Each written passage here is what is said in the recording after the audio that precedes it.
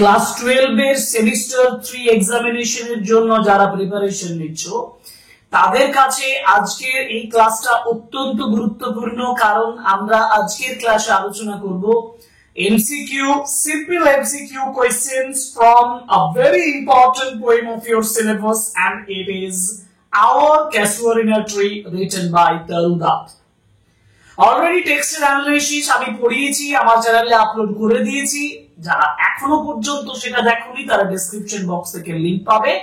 আগে ভালোভাবে পোয়েমটা line by line, sentence by sentence বুঝে নেবে, তারপর তুমি এমসিকিউ করবে। কারণ তুমি যদি পোয়েমটা ভালোভাবে না পড়ো তাহলে তুমি এমসিকিউ কোয়েশ্চেন করতে পারবে না।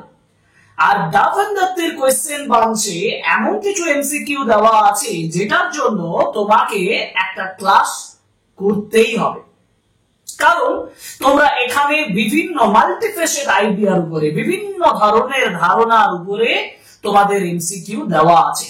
আমরা ডাভেন দত্তের কোয়েশ্চেন বাঞ্চে সিম্পল এমসিকিউ যেগুলো দেওয়া আছে আমরা দেখেছি যে অ্যাবাউট 130 or 133 130 থেকে 133 টা এমসিকিউ দেওয়া আছে। আমরা এই এমসিকিউ গুলোকে এই ক্লাসটাতে পুরোটা আলোচনা করতে পারবো না, কারণ আমরা দুটো ভাগে ভাগ করে নিয়েছি। একটা ভাগ করব যেখানে পোয়েমটাতে জাস্ট ন্যাচারাল ডেসক্রিপশন দিচ্ছে, অতএব ফার্স্ট কয়েকটা স্টেঞ্জা এবং লাস্ট কয়েকটা স্টেঞ্জাতে যেখানে তিনি ডেসক্রিপশন করছেন তার লাইফের সঙ্গে ক্যাসুয়ারিনা ট্রি এর একটা লিংক, একটা যোগাযোগ।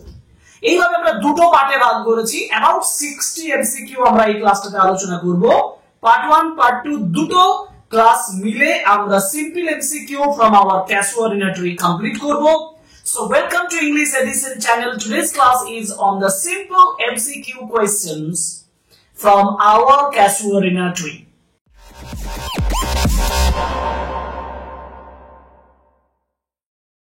সিম্পল এমসিকিউ কোয়েশ্চেন্স গুলো করার আগে একটা গুরুত্বপূর্ণ কথা যেটা বলা, সেটা হচ্ছে তুমি যদি এমসিকিউ কোয়েশ্চেন্স গুলো বুঝে না করো তাহলে কিন্তু এই পোয়েট্রির এমসিকিউ তোমার মাথায় ঢুকবে না।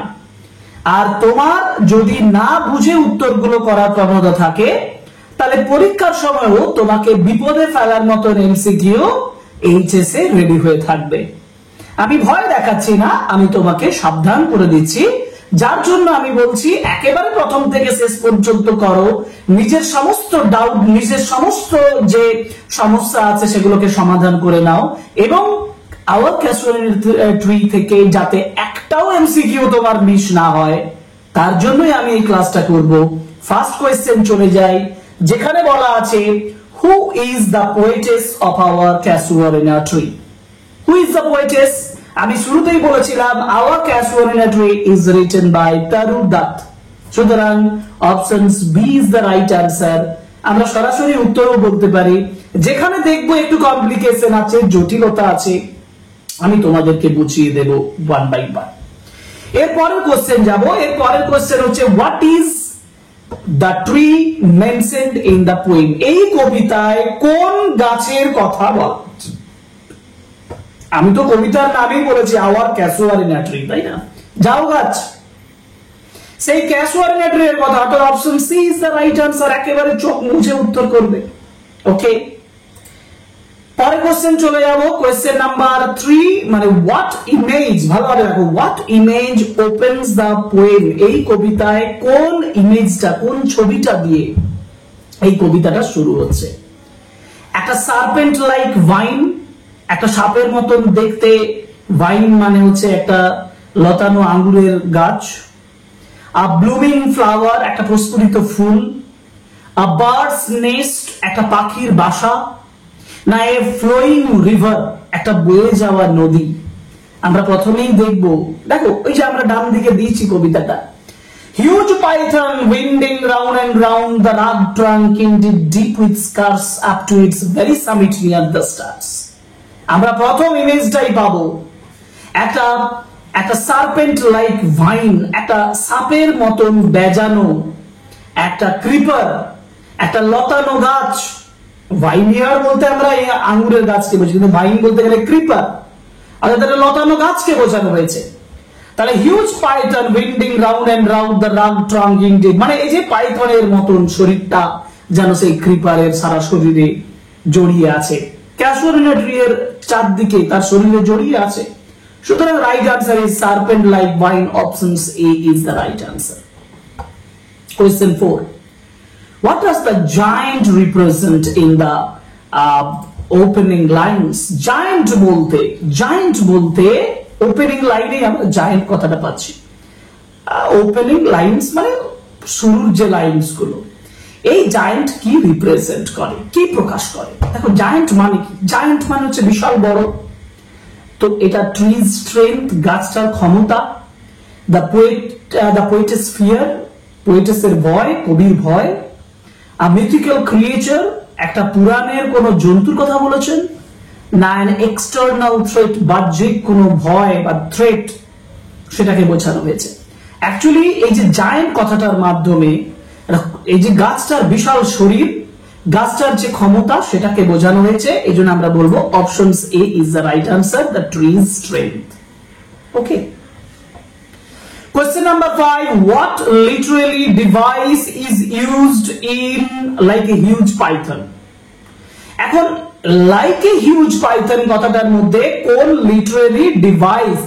লিটারারি ডিভাইস কথাটার মানে হচ্ছে একটা অলংকারের ব্যবহার। অলংকার মানে কোনগুলো? সিমিলি হবে, মেটাফোর হবে, অ্যালিউশন হবে, হাইপারবোল হবে। বুঝতে পারছো না এগুলো কি? একটা বোঝাই, তাহলে বুঝতে পারবে। এই যে বলেছে দেখো যে লাইক এ হিউজ পাইথন, এই কথাটার মধ্যে হিউজ পাইথনের মতো বলা আছে, একটা কথা বলা আছে লাইক। যখন একটা বাহ্যিক কম্প্যারিজন করা হয় দুটো বস্তুর মধ্যে, দুটো ডিফারেন্ট অবজেক্টের মধ্যে, ভ্যারিয়াস অবজেক্টের মধ্যে, আলাদা ধরনের অবজেক্টের মধ্যে যখন কম্প্যারিজন করা হবে, তুলনা করা হবে, এবং তুলনাটা করা হবে লাইক বা অ্যাজ দিয়ে, তখন সেই ফিগার অফ স্পিচটাকে বলা হয় সিমিলি। আর যখন একটা ইন্টারনাল কম্প্যারিজন করা হবে, একটা অন্তর্নিহিত অর্থের উপর দিয়ে যখন কম্প্যারিজন করা হবে, তখন সেটাকে বলা হয় মেটাফোর। একটা ইমপ্লিসিট কম্প্যারিজন বলা হয় সেটাকে।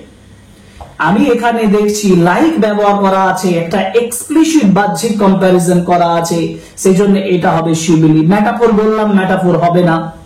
আচ্ছা, এবার বাকিগুলো একটু বলে দিই। পার্সনিফিকেশন মানে ব্যক্তি সত্তা আরোপ করা। যদি কোনো ইনঅ্যানিমেট অবজেক্টকে, অজীবীয় বস্তুকে যদি ব্যক্তি সত্তা আরোপ করা হয়, যদি গাছটাকে ব্যক্তি সত্তা হিসাবে ব্যবহার করা হয়, তাহলে সেটা পার্সনিফিকেশন। কিন্তু আমাকে তো বলেছে লাইক এ হিউজ পাইথন, লাইকের ব্যবহার আছে, আমি চোখ মুছে সিমিলি করব। আর হাইপারবোল মানে হচ্ছে এক্সাজারেশন। এক্সাজারেশন মানে অতিরঞ্জিত করা। যখন অতিরঞ্জিত ভাবে কোনো কিছুকে ডেসক্রিপশন করা হয়, তখন সেটাকে বলা হয় হাইপারবোল। ঠিক আছে? Okay, question number 6. What coils around the tree? কোনটা বেজিয়ে আছে? কয়েলস মানে কি? বেজিয়ে আছে গাছটার চারপাশে। কোনটা বেজিয়ে আছে? এ ভাইন, আ স্নেক, একটা সাপ, একটা ক্রিপার, একটা লতানো গাছ, না এই পাইথন? একটা পাইথন, পাইথন মানে এক ধরনের সাপ, পাইথন সাপ। রাইট আনসার ইজ ক্রিপার, যেটা আমি এতক্ষণ বলছিলাম, যেটা ক্রিপার একটা লতানো গাছ, সেটা জড়িয়ে আছে, একটা গাছের চারপাশে জড়িয়ে আছে। এরপরে চলে যাব কোশ্চেন নাম্বার 7 এ। হোয়াট সিজন, কোন সিজনটা does the poetess refer to in the first 27 lines of the poem? প্রথম 27টা লাইনে, ফার্স্ট 27 লাইনস, প্রথম 27টা লাইনে what season does the poetess refer, কোন সিজনের কথা বলেছেন কবি? কবি বলেছেন উইন্টারের কথা। একটু কবিতাটা তোমরা যদি দেখো, তোমাদের টেক্সট বই যদি খোলা থাকে, এই যে আমি যে টেক্সটটা দিয়েছি এখানে দেখবে ভালো করে যে আমি এখানে উইন্টারের কথা পাবো। এই যে দেখো বলেছে sometimes and most in the winter, আছে না? অতএব রাইট আনসার ইজ উইন্টার। সামারের কথা বলেনি, অটামের কথা বলেনি, স্প্রিং এর কথা বলেনি, শীতের কথা বলেছে। Option C is the right answer. Okay, question number 7 আলোচনা করলাম। এবার আমরা যাব question number 8. which bird sings in the morning? কোন পাখিটা সকাল বেলায় গান গায়? কাকু, কোকিলা, প্যারট, পিজিয়নস। এখানে কাকুর কথা উল্লেখ নেই, প্যারটের কথা উল্লেখ নেই, পিজিয়ন পায়রার কথা উল্লেখ নেই। এখানে কোকিলার কথা বলা হয়েছে, ফিমেল কাকু, কোকিল পাখি, যার জন্য কোকিলা বলা হয়েছে। সেই কোকিলা বাড়ের সকাল বেলায় গান গায়। What does the poetess compare the creeper to? Poetess মানে কবি এই ক্রিপারটাকে কিসের সঙ্গে তুলনা করেছেন? A scarf, a flower, a python, আরো প্রথম লাইনই বলে দেখে দেখো লাইক এ হিউজ পাইথন। কিছুক্ষণ পরে কিন্তু আবার একটা স্কার্ফের কথাও বলেছেন, কিন্তু একেবারে ডাইরেক্টলি তিনি পাইথনের সঙ্গে তুলনা করছেন। তাহলে what does the poetess compare the creeper to? ক্রিপারটা কিসের সঙ্গে কম্পারিজন করা হয়েছে? একটা পাইথনের সঙ্গে, options B. And what is the effect of the creeper on the tree? এই গাছটার উপরে ক্রিপারের প্রভাবটা কেমন, ইফেক্টটা কেমন? ইট বিউটিফাইজ দ্য ট্রি, এটা কি গাছটাকে সৌন্দর্য বৃদ্ধি করছে? ইট সাপোর্টস দ্য ট্রি, এটা কি গাছটাকে সাপোর্ট করছে? ইট ট্রাইজ টু ওভারপাওয়ার দ্য ট্রি, এটা গাছকে অতিরিক্ত মানে গাছটাকে ওভারপাওয়ার করার চেষ্টা করছে, গাছটাকে ক্ষতি করার চেষ্টা করছে, তার উপর অবদমিত করার চেষ্টা করছে। ইট প্রোটেক্টস দ্য ট্রি, এটা গাছটাকে রক্ষা করছে। প্রথম দুটো নয়, লাস্ট যেটা সেটাও নয়। Actually it tries to overpower a tree, একটা গাছে যখন একটা বলেছে না পাইথনের সঙ্গে বলেছে, python is not a friendly snake at all, এটা কিন্তু একেবারে ফ্রেন্ডলি কোনো সাপ নয়। তাহলে পাইথনের ইমেজটার মাধ্যমে তিনি বলতে চেয়েছেন যে ক্রিপারটাকে কি করতে চেষ্টা করছে, তাকে ওভারপাওয়ার করার চেষ্টা করছে, তার ক্ষমতাটাকে কমানোর চেষ্টা করছে, তার ক্ষমতার উপরে প্রভাবিত করার চেষ্টা করছে। সুতরাং question number 10 option C. Now what colour are the flowers on the creeper? ক্রিপারের উপরে what colour are the flowers? ফুলগুলো কালারটা কেমন ছিল? Crimson, white, golden, violet. Crimson মানে ডিপ রেড, গোল্ডেন মানে হচ্ছে সোনালী, হোয়াইট মানে সাদা, ভায়োলেট নিশ্চয়ই নয়, বেগুনি নিশ্চয়ই নয়। উত্তর হবে ক্রিমসন, কারণ কবিতায় লেখা আছে দেখবে crimson clusters bloom in crimson cluster, লাল রঙের গোছায় থোকায় সেগুলো ইয়ে হয়ে আছে, মানে ঝুলে আছে, এই কথাটা বলা আছে। এই জন্য crimson colour, right answer is option A, crimson. Now 12, what does winding mean in the poem? এই কবিতায় উইন্ডিং কথাটার মানে কি? এই যে হোয়াট ডাজ উইন্ডিং, উইন্ডিং কথাটার মানে কি? দেখো উইন্ডিং কথাটার মানে হচ্ছে আঁকা বাঁকা, উইন্ডিং কথাটার মানে হচ্ছে আঁকা বাঁকা। তো উইন্ডিং কথাটার মানে হচ্ছে র্যাপিং অ্যারাউন্ড, মানে এটাকে ঢাকা দেওয়া চারপাশে। কাটিং থ্রু, এটাকে কেটে বেরিয়ে যাওয়া। গ্রোয়িং টলার মানে ক্রমশ বেড়ে ওঠা, না ব্লুমিং মানে প্রস্ফুটিত হওয়া। অ্যাকচুয়ালি উইন্ডিং মানে হচ্ছে কাটিং থ্রু ও নয়, গ্রোয়িং টলার ও নয়, ব্লুমিং ও আমি বলবো র্যাপিং অ্যারাউন্ড, মানে এটাকে যেন ঢেকে মুড়ে এগিয়ে যাচ্ছে, তাই না? উইন্ডিং বলতে এটাই বোঝানো হয়েছে। পরের কোশ্চেনে যাব। Question number 13, what is the rugged trunk symbolic of? আচ্ছা, rugged trunk বলতে বোঝানো হয়েছে যে rough exterior of the trunk, মানে গাছটার যে কাণ্ডটা আছে সেই কাণ্ডটা বাইরে থেকে অনেক খসখসে, অনেক দাগযুক্ত, অনেক এবড়ো খেবড়ো, যার জন্য রাগড বলা হয়েছে। মানে এর দ্বারা বোঝায় উন্ডে, আহত, আঘাতপ্রাপ্ত। তো একটা গাছ যখন আঘাতপ্রাপ্ত হয় তখন সেটা কিসের সিম্বলিক হয়? স্ট্রেংথ এন্ড এন্ডিউরেন্স, হ্যাঁ এটা তো বলবো, ক্ষমতা এবং তার যে সহ্য শক্তি সেটাই প্রকাশ করে যখন তার শরীরে অনেক দাগ থাকে। উইকনেস, ডিকে, এটা নয়, মানে উইকনেস মানে দুর্বলতা এবং ধ্বংস, এটা নয়। সফটনেস এন্ড ফ্রাজাইলিটি মানে নরমতা বা তার রোগা এরকম সরু এরকম কিছু নয়। সিম্পলিসিটি এন্ড প্লেননেস মানে সরলতা এবং প্লেন মানে স্বাভাবিকতা এরকম নয়। সঠিক উত্তর strength and endurance, option A is the right answer. Now what does the python refer to? Python বলতে কি বোঝানো হয়েছে? দেখো এটা ডাবল স্টারও বলেছে, মানে ইম্পর্টেন্ট বলে বলেছে। দেখি অপশনস গুলো কি আছে। পাইথন স্নেকটার সঙ্গে কিসের বোঝানো হয়েছে? The strength of the tree, গাছের ক্ষমতা। The vine coil around the tree, যে ক্রিপারটা, যে ভাইনটা তার শরীরটাকে কয়েল করে আছে সেইটা। দ্য ট্রিজ ব্রাঞ্চেস, গাছের ডালগুলোকে বুঝিয়েছে। The roots of the tree, গাছের শিকড়গুলোকে বুঝিয়েছে। কোনটা? অ্যাকচুয়ালি পাইথনের মাধ্যমে কিন্তু স্ট্রেংথ অফ দ্য ট্রি নিশ্চয়ই বোঝায় যে এটা যখন সহ্য করছে ওই গাছটা, সেটা স্ট্রেংথ অফ দ্য ট্রি, গাছের স্ট্রেংথ। কিন্তু পাইথন তো অরিজিনালি তার স্ট্রেংথ নয়, এটা সিম্বলিক্যালি বোঝায় যে ক্ষমতা যখন অর্জন করছে, মানে ক্ষমতা দেখাচ্ছে, পাইথন তাকে ক্ষতি করার চেষ্টা করছে, মানে ক্রিপারটা তার ক্ষতি করার চেষ্টা করছে, কিন্তু সে এন্ডিওর করছে, সে সহ্য করছে। এই জন্য আমি বলবো the vine coil around the tree, python বলতে বোঝানো হয়েছে ওই ক্রিপারটাকে, যে লতানো গাছটা ওই যে ক্যাসুয়ারিনা ট্রিটাকে মুড়ে মানে চারদিকে ঘিরে আস্তে আস্তে উঠেছে উপর দিকে, সেটাকে বোঝানো হয়েছে। And what is a creeper? Creeper কি না টাইপ অফ স্নেক, এক ধরনের সাপ।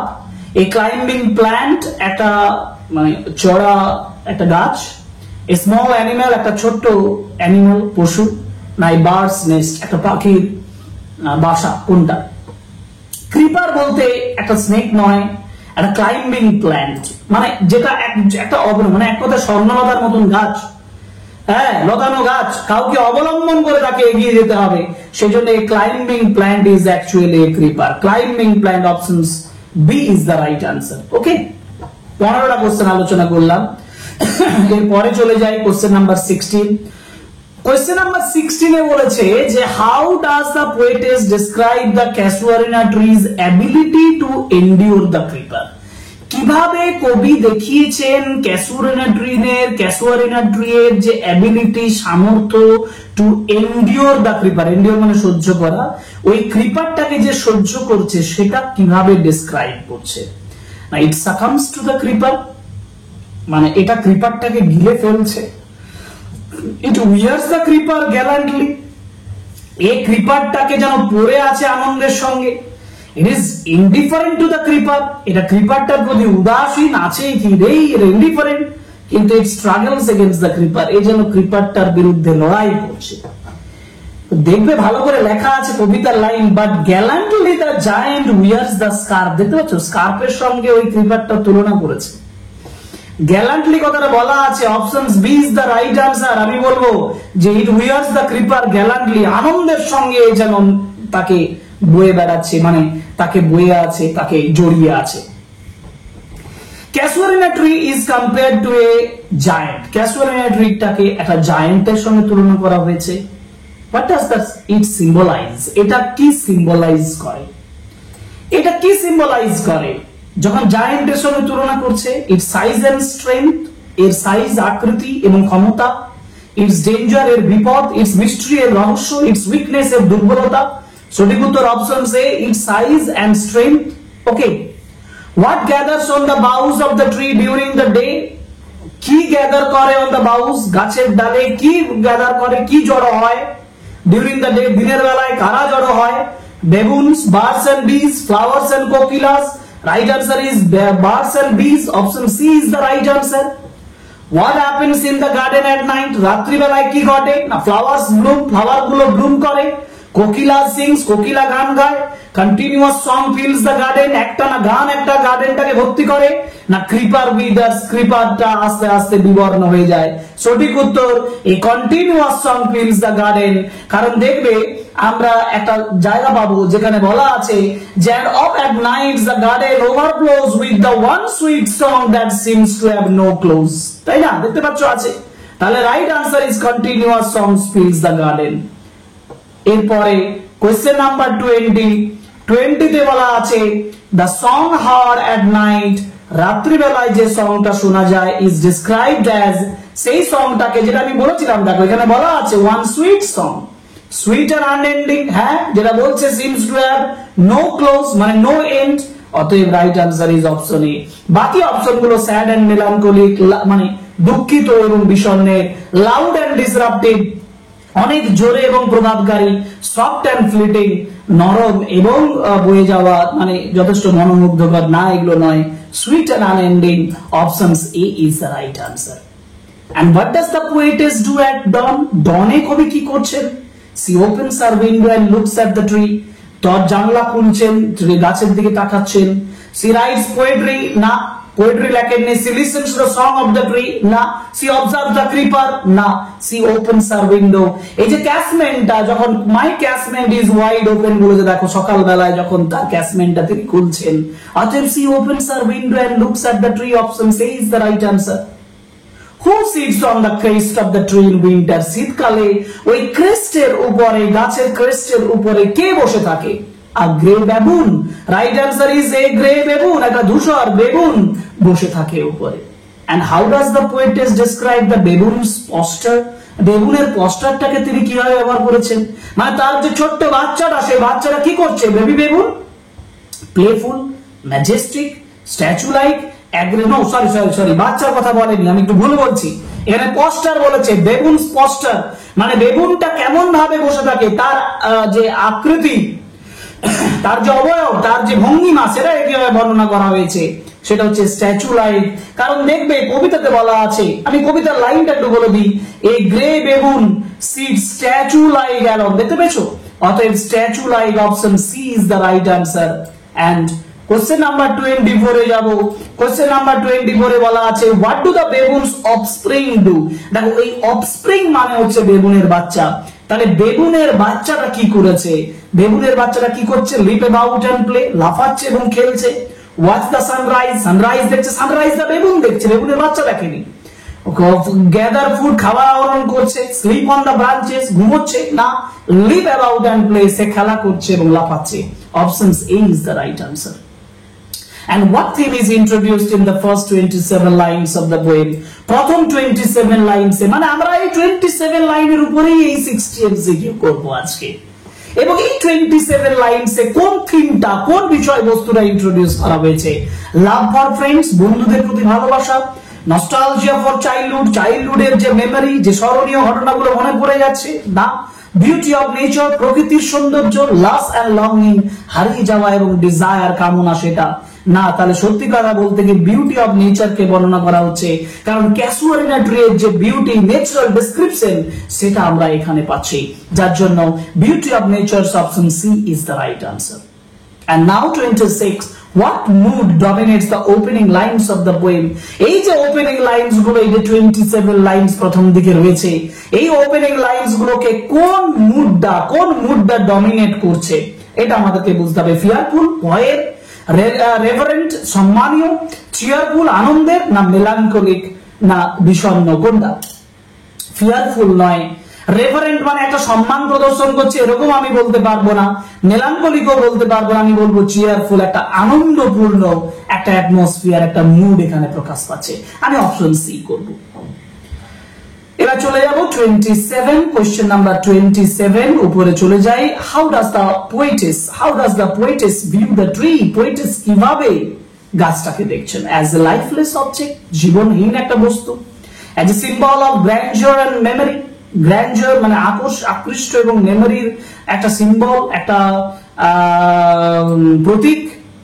অ্যাজ এন অবস্টাকল, একটা বাধা, না অ্যাজ এ ফ্রাইটেনিং ফোর্স, একটা ভয় তৈরি করা একটা ফোর্স হিসাবে।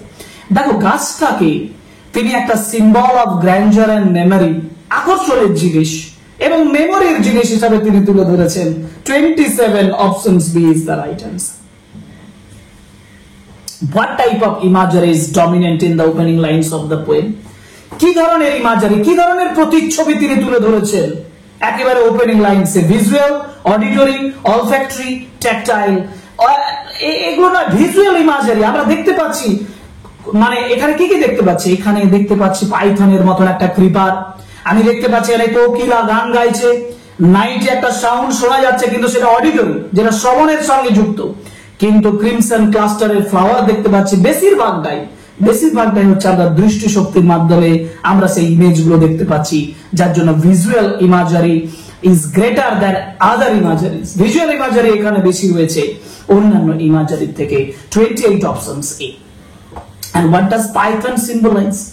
Python কি সিম্বলাইজ করে? Nature's wrath, a protective force, strength and permanence, না destructive power of time? দেখো টাইমের আমি ডিস্ট্রাকটিভ পাওয়ার বলতে পারবো না, সময়ের সঙ্গে এটা যুক্ত এটা বলতে পারবো না, আমি বলবো নেচারস wrath, প্রকৃতির মধ্যেই এমন কিছু আছে যারা কিন্তু যারা কিন্তু রাগ, যারা কিন্তু ক্ষতি করতে পারে। So the wrath of the natures is actually depicted by the Python. পাইথনের মাধ্যমে প্রকৃতির এই যে wrath রয়েছে, প্রকৃতির এই যে রাগ রয়েছে, প্রকৃতির এই যে হিংসা, প্রকৃতির এই যে ব্যাড ইফেক্ট রয়েছে, সেটাকে বোঝানো হয়েছে পাইথনের মাধ্যমে। এটা ক্রিপার সেটা সিম্বলাইজ করছে, তাই না? আচ্ছা, কোয়েশ্চেন নাম্বার 30 তে বলা হয়েছে casuarina tree is a symbol of. Casuarina tree কিসের সিম্বল?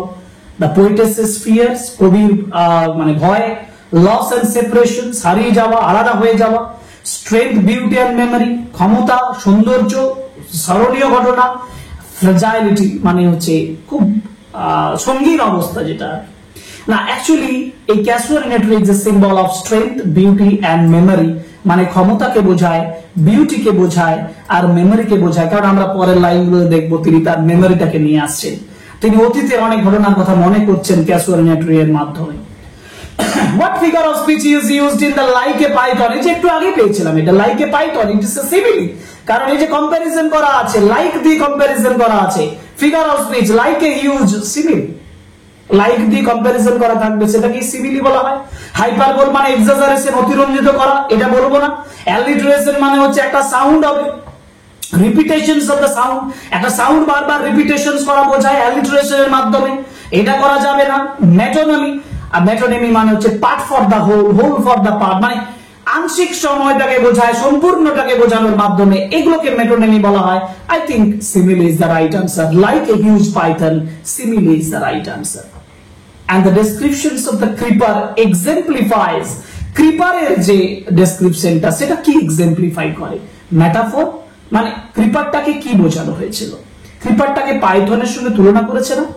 আমরা এখানে মেটাফর দ্বারা পাচ্ছি, creeper exemplifies, metaphor, personification, simile, irony. আশ্চর্যভাবে দেখবে যে এই যে ক্রিপার যেখানে বলেছে, এই ক্রিপারটাকে অরিজিনালি এ ক্রিপার ক্লাইম্স, দেখবে কবিতার লাইন আছে, এ ক্রিপার ক্লাইম্স আছে না, ক্রিপার চড়ছে।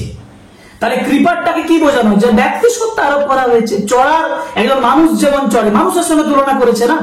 তাহলে ক্রিপারটাকে মানুষের সঙ্গে তুলনা করার জন্য আমরা বলবো ক্রিপার এক্সেম্পলিফাইজ দ্য পার্সনিফিকেশন। যদিও কম্প্যারিজনের দিক থেকে ক্রিপার কিন্তু মেটাফরও বোঝায়, আবার সিমিলিও বোঝায়, কারণ লাইকে পাইথন বলে দিয়েছে।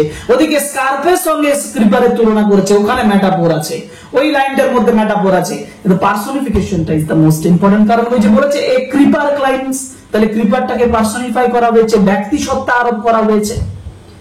And which literally device is used in the phrase trunk, rugged and old? দেখো ট্রাঙ্ক মানে যে কাণ্ডটা, গাছের যে কাণ্ডটা, সেটা বলছে rugged and old, বুড়ো, বুড়ো মানে বয়স হয়ে গেছে, মানে এজেড।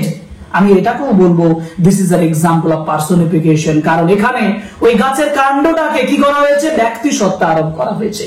অ্যালিটারেশন নয়, ইমাজারি নয়, একটা চিত্র, হ্যাঁ ইমাজারি হতে পারে, রাগড এন্ড ওল্ড, কিন্তু তার থেকেও সবচেয়ে বড় কথা তাকে ওল্ড বলছে, ওল্ড মা পার্সনের সঙ্গে তুলনা করেছে, যার জন্য আমি এখানে পার্সনিফিকেশন করছি। ইমেজটা একটা তৈরি হচ্ছে ঠিকই আছে, কিন্তু ইমাজারির থেকেও পার্সনিফিকেশনটা আরো বেশি গুরুত্বপূর্ণ হবে এখানে। আর হাইপারবোল মানে এক্সাজারেশন, বারবার বলেছি, এক্সাজারেশন মানে অতিরঞ্জিত করা, অতিরঞ্জিত কিছু করা হয়নি এখানে।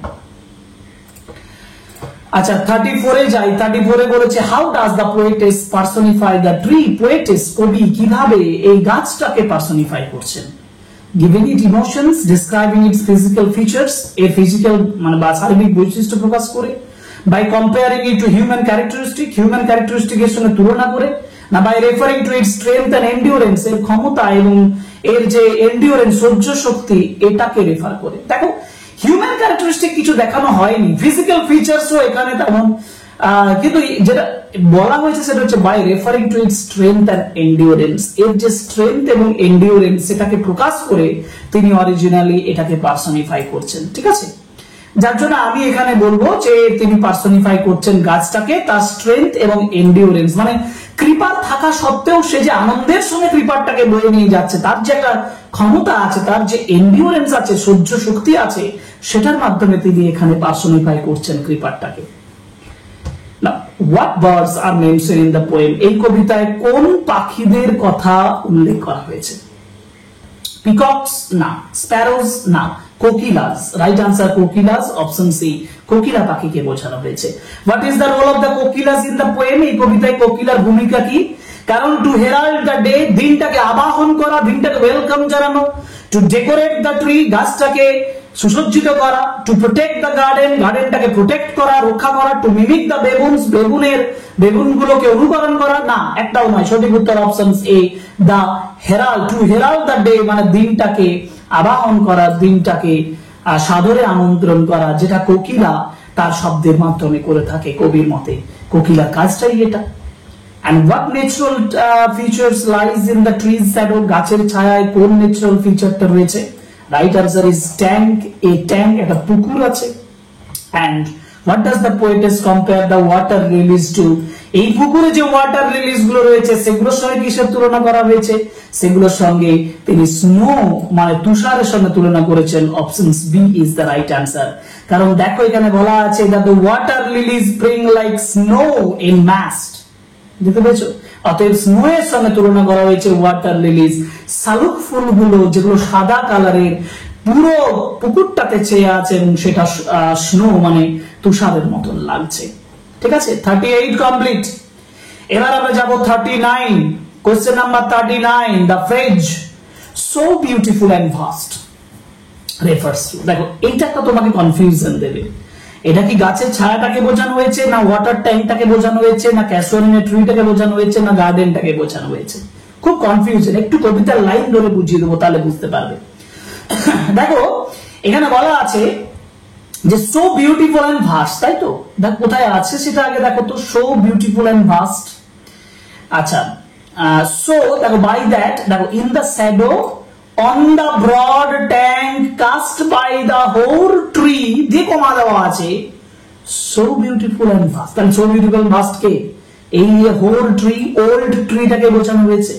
তাহলে গাছটাকে বোঝানো হয়েছে, এই গাছটাকে বোঝানো হয়েছে কিসের দ্বারা? তাহলে এই গাছটাকে বোঝানো হয়েছে দা ক্যাসুরিনের ট্রিকে বোঝানো হয়েছে, তাই না? এই যে ভাস্ট ব্রড, এই যে বিউটিফুল এন্ড ভাস্ট এর মাধ্যমে ক্যাসুরিনের ট্রিকে বোঝানো হয়েছে। Option C is the right answer. The phrase winding round and round is an example of, এই যে ফ্রেজটা যেটা winding round and round, যেটা গোল করে পেঁচিয়ে যখন উঠছে, সেই round and round is an example of, এটা কিসের? এই রাউন্ড এবং রাউন্ড কথাটাকে দুবার বারবার রিপিট করা হয়েছে। এখানে কিন্তু অ্যালিটারেশন বলবো না। অ্যালিটারেশন মানে রিপিটেশনস অফ দ্য সাউন্ড, সাউন্ডের একটা লেটার, একটা ফোনিম, সেটা কি হবে? রিপিটেশনস হবে। এটা সেরকম নয়, এটা পুরো ওয়ার্ডটাই রিপিটেশনস হয়েছে। অনোমাটোপয়েইয়া মানে একটা সাউন্ড কে বোঝাবে, কোন একটা অ্যানিমেলের সাউন্ড, কোন একটা কিছু সাউন্ড কে বোঝাবে না। হাইপারবোল মানে exaggeration, repetitions is the right answer. Repetitions মানে হচ্ছে রিপিটেশনস অফ দ্য ওয়ার্ডটাকে যখন রিপিট করা হচ্ছে তখন সেটাকে বলছে repetitions, to give a particular effect, সেজন্য এটাকে রিপিটেশনস বলা হয়। C is the right answer, repetitions. Now which literally device evident in the phrase? কোন literally device evident? Rugged trunk indented deep with scars. The rugged trunk indented deep with scars. Personification, imagery, allusion, irony. আমি irony মানে হচ্ছে বিদ্রুপাত্মক, মানে sorry এটা তীরচিহ্ন দিয়ে দিলাম, তীরচিহ্ন হবে না। আয়রনি বলতে বোঝায় কি না, there is a deep gap between what is expected and what actually occurs। কিছু ঘটে থাকে আর যেটা এক্সপেক্ট করা হয়, এই দুটোর মধ্যে যখন গ্যাপ তৈরি হবে তখন সেটাকে আয়রনি বলা হবে। এটা তো এরকম নয়। ইমাজারি মানে প্রতিচ্ছবি, হ্যাঁ এটা একটা ছবি আছে। ছবিটা কিসের? না রাগ ট্রাঙ্কের, যেটার উপরে ডিপ উইথ স্কার্স মানে দাগের পরিপূর্ণ। পার্সনিফিকেশন মানে ব্যক্তি সত্তা আরোপ করা, আর অ্যালিউশন মানে হচ্ছে প্রাচীন কোন মাইথোলজিক্যাল বা প্রাচীন কোন গ্রন্থের, প্রাচীন কোন ঘটনার যখন লিঙ্ক তুলে দেওয়া হবে, তার সঙ্গে রিলেটেড কিছু বলা হবে, তখন সেটাকে অ্যালিউশন বলে।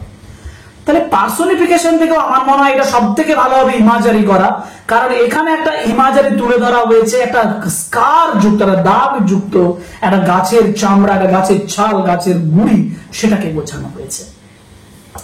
Now the expression flowers are hung in crimson clusters uses which literary technique? ভালো করে দেখো, flowers are hung, ফুলগুলো ঝুলে আছে, in crimson clusters মানে লাল কালারের, ডিপ রেড কালারের থোপা থোপা, ঠিক আছে, থোপা ফুল ফুটে আছে।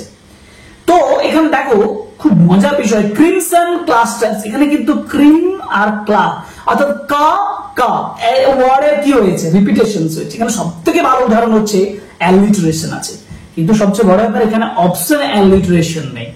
অপশনে আছে সিমিলি, মেটাফোর, ইমাজারি, সিম্বলিজম।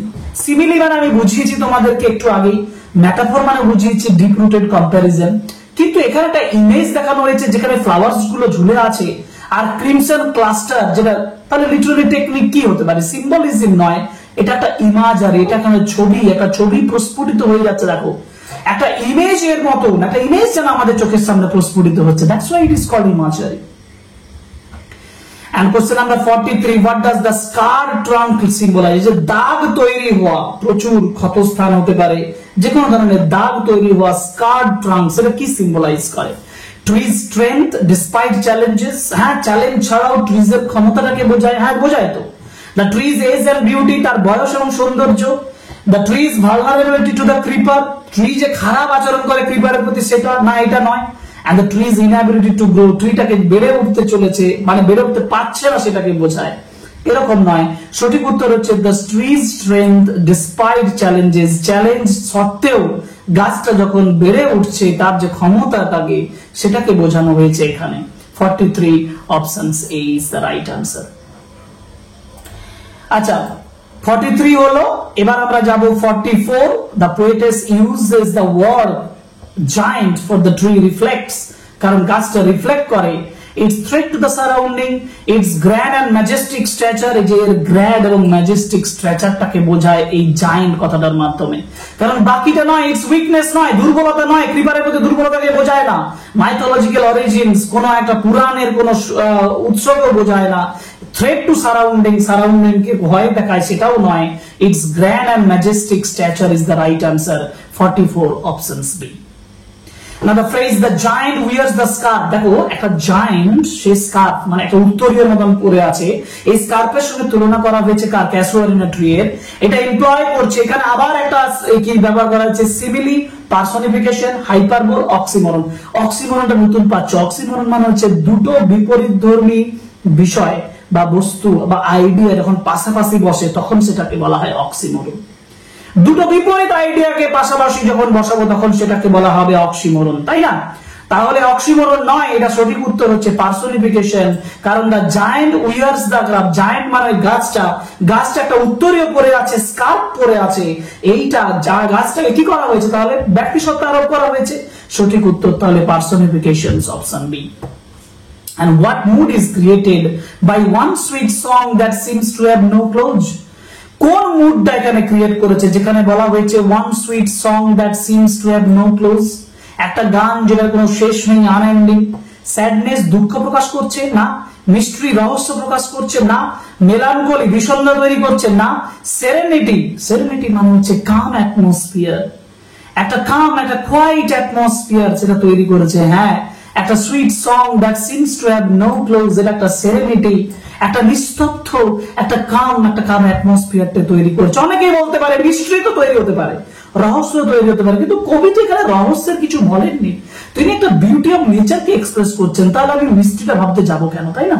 আমি এখানে সেরেনিটি মানে যে শান্ত শিষ্ট একেবারে শান্ত যে পরিবেশ, সেই পরিবেশের কথা হয়তো বোঝানো হয়েছে এই one sweet song that seems to have no close এর মাধ্যমে। The descriptions of the tree at dawn creates a feeling of, এই যে গাছের যে ডেসক্রিপশনটা ভোরবেলায় সেটা কি ক্রিয়েট করে? Feeling of awe and admiration, চিন্তা এবং প্রশংসা সেটা প্রকাশ করে না। টেনশন এন্ড আনইজি, টেনশন এবং অস্বস্তি প্রকাশ করে না। ইনডিফারেন্স, উদাসীনতা প্রকাশ করে না। নস্টালজিয়া মানে অতীত অভিজ্ঞতার কথা মনে করিয়ে দেয়। Actually, the descriptions of the tree at dawn creates a feeling of nostalgia। Options D is the right answer, nostalgia। ঠিক আছে, ওকে। পরের প্রশ্ন, question number 48, the statue-like image of the baboon adds to the mood of, এটা কি মুডটাকে প্রকাশ করে? স্ট্যাচুর মতন যে statue-like ইমেজটা, প্লেফুলনেস, খেলাধুলা না। সোলেমনিটি, শান্ত শিষ্ট কাম অ্যাটমসফিয়ার, নীরব পরিস্থিতি, এটা হতে পারে। chaos মানে এলোমেলো পরিস্থিতি। সাসপেন্স মানে হচ্ছে একটা কি বলবো, এর মধ্যে একটা সাসপেন্স রয়ে গেল, এর মধ্যে একটা কি বলা যাবে, টেনশন রয়ে গেল, হ্যাঁ না সেটা নয়। সোলেমনিটি, সোলেমনিটি ইজ দ্য রাইট আনসার।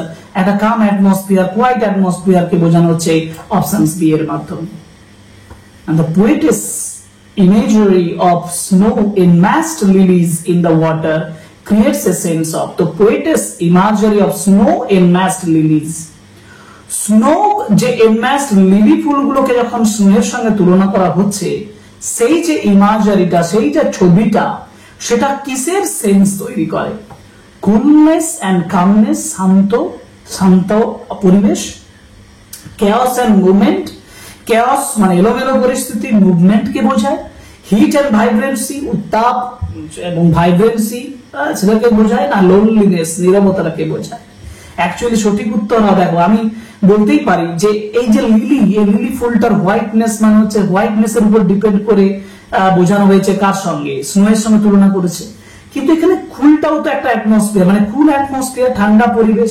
তো আমি সেই জন্য এখানে পুরোপুরি যেটা স্নো এনম্যাস্ট লিলিজটার মাধ্যমে যে লোনলিনেসটাকে বোঝানো হয়েছে আমি বলবো না, আমি বলবো শুধু লোনলিনেস তো এখানেও রয়েছে, কামনেসও তো রয়েছে। তার সঠিক উত্তর আমি বলবো option C, coolness and calmness. ঠিক আছে।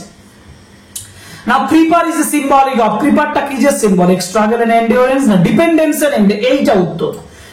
ক্রিপার সবসময়, ক্রিপার মানে একটা লতানো গাছ, সে সবসময় অন্যের উপরে ডিপেন্ড করে, অন্যের সঙ্গে এনট্যাঙ্গেলড হয়ে থাকে, যুক্ত হয়ে থাকে, সেই জন্য option B is the right answer. Okay, এটা দেখে নেবে। Question number 50, the creeper is a symbolic of dependency and entanglement. পরের পেজে চলে যাই, মানে 51, কোশ্চেন নাম্বার 51 কি বলেছে, casuarina tree is a symbol of, এটা কিসের সিম্বল, হিউম্যান লাইফ এন্ড রিসাইলিয়েন্স। রিসাইলিয়েন্স মানে হচ্ছে সহনশীলতা, আর হিউম্যান লাইফ মানে মানব জীবন, এটাই হবে। কারণ বাকি অপশনস গুলো দেখো, ডেঞ্জার এন্ড ডিস্ট্রাকশন, ধ্বংসের প্রতীক তো নয়। আইসোলেশন, উইকনেস, সম্পূর্ণ আলাদা হয়ে যাওয়া, দুর্বলতা, এটাও নয়। চেঞ্জ এন্ড ট্রান্সফরমেশন, পরিবর্তন এবং ট্রান্সফর্ম হয়ে যাওয়া, এটাও তো নয়। সঠিক উত্তর human life and resilience, option A is the right answer. 51, option A. The scars on the trunk of the casuarina tree symbolize, এই যে casuarina tree এর যে ট্রাঙ্কের উপর যে দাগ, তার যে মূল যে বডি, সেই বডির উপরে, তার যে গুড়ির উপরে যে দাগ, সেটা সিম্বলাইজ কি করে, ইমোশনাল উন্ডস না, ইমোশনাল উন্ডস নয়। Hardship faced by the tree, হ্যাঁ এটা বলতে পারি, কঠোরতা যেটা একটা গাছ মুখোমুখি হয়েছে। ট্রি সারেন্ডার টু নেচার, না গাছটা তো সারেন্ডার করেনি, বস্তুত স্বীকার করেনি প্রকৃতির কাছে। and the process of decay মানে ধ্বংসের প্রসেস, না এটা নয়। Options B, the hardship faced by the tree, options B is the right answer. Okay, চলে যাবো কোশ্চেন নাম্বার 53। 53 তে বলেছে the water lilies in the shadow of the tree signify, water lilies যেটা শ্যাডোতে তৈরি হয়ে আছে, এটা কি, মানে দেখো গাছের ছায়া আছে, মানে ছায়াটা কোথায় পড়ছে, পুকুরে পড়ছে, কিন্তু তবুও সেখানে কি হচ্ছে, ওয়াটার লিলি জন্মাচ্ছে, শালুক ফুল ফুটছে। তো সেই জন্য বলছে ওয়াটার লিলি এটা কি সিগনিফাই করে, growth and beauty even in adversity, খারাপ অবস্থার মধ্যেও কিন্তু গ্রোথ এবং বিউটি তৈরি হচ্ছে, এটা কিন্তু তৈরি বলছে। স্ট্যাগনেশন এন্ড ডিকে, স্থিরতা এবং ধ্বংস না। Destruction of the natural world, প্রকৃতির ধ্বংস না। ডিপেন্ডেন্স অন দ্য ট্রি, গাছের উপরে ডিপেন্ডেন্স না। সঠিক উত্তর growth and the beauty even in adversity, খারাপ অবস্থার মধ্যেও যখন সৌন্দর্য এবং গ্রোথ, বৃদ্ধি দুটো হচ্ছে, তখন 53 এর মাধ্যমে option A is the right answer. ঠিক আছে। The tank beneath the tree reflects, so এই যে গাছের নিচে ট্যাঙ্কটা আছে, এটা কি রিফ্লেক্ট করে, the nurturing aspect of nature, এটা প্রকৃতির যে নার্চারিং মানে পালন করার ব্যাপারটা, সেটা।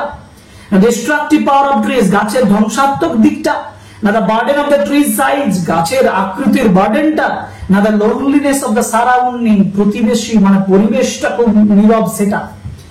তাহলে ট্যাঙ্ক বিনিথ দ্য ট্রি, এটা আমি বলবো the nurturing aspect of the nature, প্রকৃতির যে প্রতিপালন, প্রকৃতি যে সমস্ত কিছুকে প্রতিপালন করতে পারে, সেটাকে এর মাধ্যমে বোঝানো হয়েছে। আমি এখানটা একটু ওপেন তোমাদের কাছে বলে দিচ্ছি, এই চারটে অপশন কিন্তু একটু বিতর্কমূলক আছে, তোমরা এই নার্চারিং অ্যাসপেক্ট অফ নেচারটাকেও নিয়ে আসতে পারো, আবার লোনলিনেস অফ দ্য সারাউন্ডিংটাকেও নিয়ে আসতে পারো, কিন্তু আমি মনে করি option A is the right. ঠিক আছে, তোমরা যদি মনে করে থাকো তাহলে কমেন্ট বক্সে আমাকে জানাতে পারো, জানাবো। ওকে, ওয়ান কি থিম ইন দ্য পোয়েম, এই কবিতার একটা গুরুত্বপূর্ণ বিষয়বস্তু হচ্ছে the destructive nature of humans, the harmony between nature and life, প্রকৃতি এবং জীবনের মধ্যে যে একটা সহাবস্থার, একটা হারমোনি, একটা মিল, একটা সম্প্রীতি, সেটা তৈরি করেছে। না isolation of the casuarina tree, casuarina tree যে সম্পূর্ণ আলাদা, সেটাকে প্রকাশ করেছে। না the dangers posed by the creepers, ক্রিপার্সরা যে ডেঞ্জার তৈরি করেছে, সেটাকে প্রকাশ করেছে। অ্যাকচুয়ালি একটা থিম হচ্ছে the harmony between nature and life, দেখো প্রকৃতি এবং জীবন এই দুটোর মধ্যে যে সম্প্রীতি, সেটা এই কবিতার একটা থিম, একটা বিষয়বস্তু, ঠিক আছে।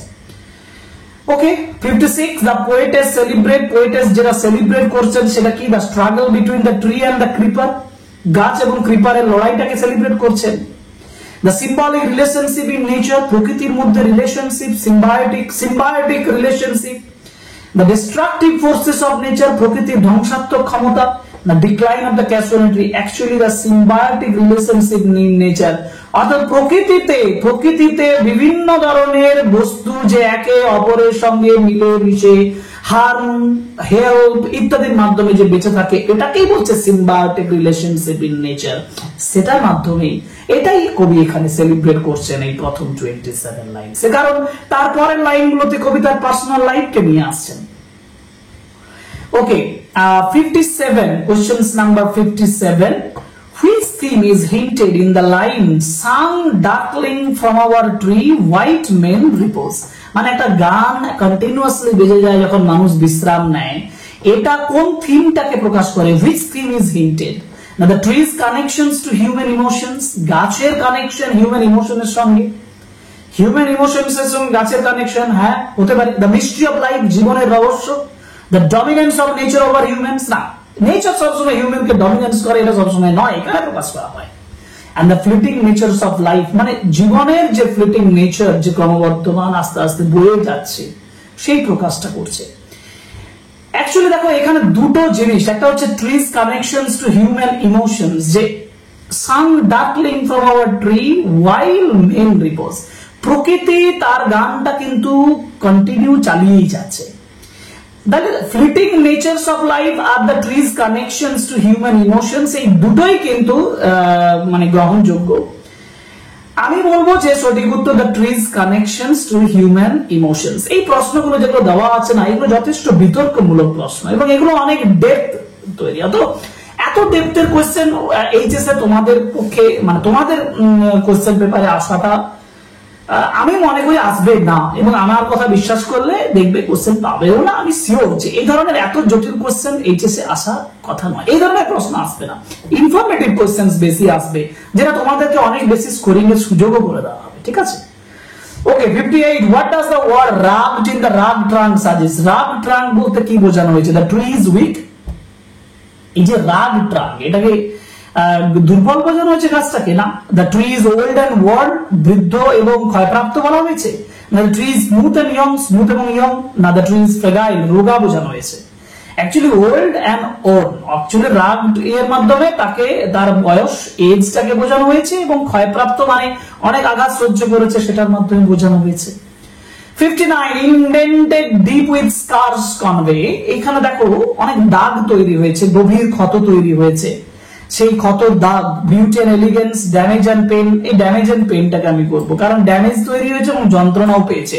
যদিও আরো একটা অপশন আছে, দেখো এক্সপিরিয়েন্স এন্ড এন্ডিওরেন্স, এটাও প্রকাশ করে। এমন কতগুলো অপশনস আছে যেগুলো দেখো decay and loss, decay and loss বোঝায় না, তার যে স্কারটা, তার যে দাগটা, সেটা ড্যামেজ এবং পেন, তার শরীরে ড্যামেজ তৈরি হয়েছে, যন্ত্রণা পেয়েছে, এটাকেও বোঝায়। আবার এক্সপিরিয়েন্স এন্ড এন্ডিওরেন্স, তার অভিজ্ঞতা প্রাপ্ত হয়েছে এবং তার থেকে যে সহন শক্তি বেড়েছে, সেটাও কিন্তু প্রকাশ করে এই স্কার্স গুলো, তাই না? অর্থাৎ এই দুটোর মধ্যে যে কোনো একটা হবে, কিন্তু আমি ফার্স্ট মানে দুটোর মধ্যে যদি বলো কোনটাকে এগিয়ে রাখবো, তাহলে আমি বলবো ড্যামেজ এন্ড পেন এর থেকে এক্সপিরিয়েন্স আর এন্ডিওরেন্স এটা আগে যাবে, ড্যামেজ এন্ড পেনটা তারপরে যাবে। মানে ফার্স্ট চয়েস আমার এক্সপিরিয়েন্স আর endurance, second choice damage and pain. তবে এই ধরনের বিতর্কের প্রশ্ন তুমি তোমার পরীক্ষায় এক্সপেক্ট করবে না, আমিও এক্সপেক্ট করি না। ওকে, question number 60, what does gallantly imply about the tree? এই যে গ্যালান্টলি কথাটা কি ইমপ্লাই করে গাছটা সম্পর্কে? গ্যালান্টলি মানে আনন্দের সঙ্গে, joyfully. It's weakness two the creeper, এটা এই গাছটার যে উইকনেস সেটাকে বোঝায়? না it's graceful acceptance of the challenge? হ্যাঁ একদম, এই যে চ্যালেঞ্জটা, ক্রিপারের যে চ্যালেঞ্জটা, সেটা সে অ্যাকসেপ্ট করছে, গ্রহণ করছে, এটা বোঝায়, আর কিছু নয়। স্ট্রাগল নয়, প্রাইড নয়।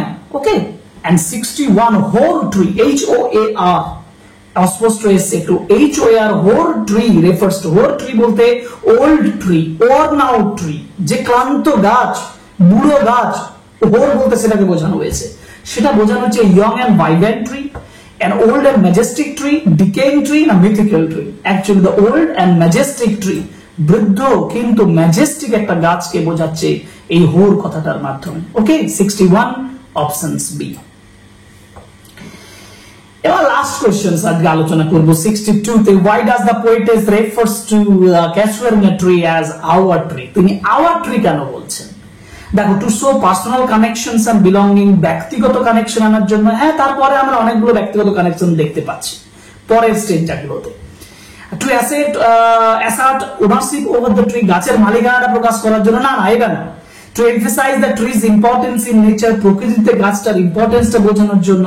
না, to highlight the tree's uniqueness, গাছটা যে ইউনিক, তার কাছে, কবির কাছে যে ইউনিক, সেটা বোঝানোর জন্য। এটা হতে পারে, এটা হতে পারে, কিন্তু এখানেও আমি তোমাদেরকে বলবো ডি এবং এ, এই দুটোই আমার কাছে গ্রহণযোগ্য, কিন্তু ফার্স্ট চয়েস হচ্ছে to show personal connections and belonging. তার পার্সোনাল কানেকশন এন্ড বিলঙ্গিং ছিল বলেই তিনি আওয়ার বলেছেন, কারণ তার ফ্যামিলির সঙ্গে একটা লিঙ্ক ছিল। কিন্তু ট্রিজ ইউনিকনেস, ট্রি যে সম্পূর্ণ ইউনিক, সম্পূর্ণ আলাদা ধরনের, সেটা বোঝানোর জন্য হতে পারে। কিন্তু সব থেকে ভালো হচ্ছে অপশন এ। আমি বলবো option A is the right answer. Okay, 62। তাহলে মোট 62টা কোশ্চেন্স আমরা আলোচনা করলাম এই ক্লাসটাতে, এবং ডাফেনদারদের কোশ্চেন মাঞ্চে যতগুলো এমসিকিউ কোশ্চেন দেওয়া আছে অ্যাবাউট 133 অর 135, তার মধ্যে ফার্স্ট 27 লাইনস বা মিডল, যেখানে ডেসক্রিপশন নেচারস অফ রয়েছে, সেই পর্যন্ত আমরা যেটা আলোচনা করলাম কবিতা, মানে এক কথায় আমরা আলোচনা করলাম এখানে যে দেখো এনম্যাস্ট পর্যন্ত, মানে লাইক স্নো এনম্যাস্ট পর্যন্ত আলোচনা করলাম। এইখান পর্যন্ত আমরা মোট 62 এমসিকিউ পেলাম। একটা ক্লাসে সম্ভব নয়, কারণ বুঝতেই পারছো লেন্দি হয়ে গেছে। পরের ক্লাসটার জন্য ওয়েট করো, আমি বাকি এমসিকিউ গুলো আলোচনা করে দেবো, আর তোমাদের প্রিপারেশনস কমপ্লিট হয়ে যাবে। মানে কথা শোনো, বই নিয়ে বসো, 1 by 1 কোয়েশ্চেন্স আলোচনা করো, আমার সঙ্গে শেয়ার করো, আমাদের কমেন্ট বক্সে লিখে পাঠাও কি প্রয়োজন, কি অসুবিধা হচ্ছে এইসব। আর লাইক করো, কমেন্ট করো, শেয়ার করো, অতি অবশ্যই সাবস্ক্রাইব করো আমাদের চ্যানেল। আমি আশা করব তোমাদের সাপোর্ট সব সময়। ওকে, তো যাই হোক, আজকে ক্লাস এখানে শেষ করছি, পরে ক্লাসে আবার দেখা হবে। Thank you very much, good by.